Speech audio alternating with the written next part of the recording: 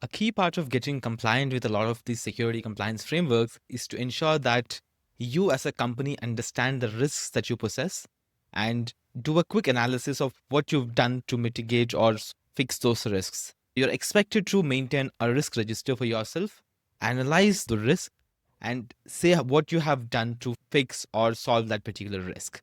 So we have a risk module in ComplyJet which helps you to do all of this within the product itself. Let's take a look at it. So in this page, you will see a list of various risk scenarios and risk metrics. Your goal is pretty simple. Go to the library of risks that we have and figure out a list of various scenarios that might be applicable for you as a company. Once you've done that, you should be able to then quickly add them back to your register. And your goal as a company is to look at each one of these scenarios, assess them, and ensure they are in assessed shape by the end of this exercise.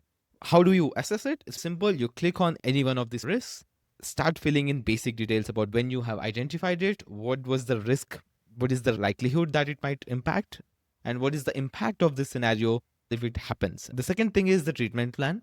So, what is it as a company that you're doing to handle this particular risk? You could decide to put in a bunch of internal controls and mitigate the risks, or you could transfer the risk to somebody else outside of your company, to a third party vendor, or you could say that I will figure out a way to avoid this, or you could just completely accept and decide to live with the risks that it possesses. Right? So whatever it is, you basically decide what you have to do, and then you put in various details around what you've done.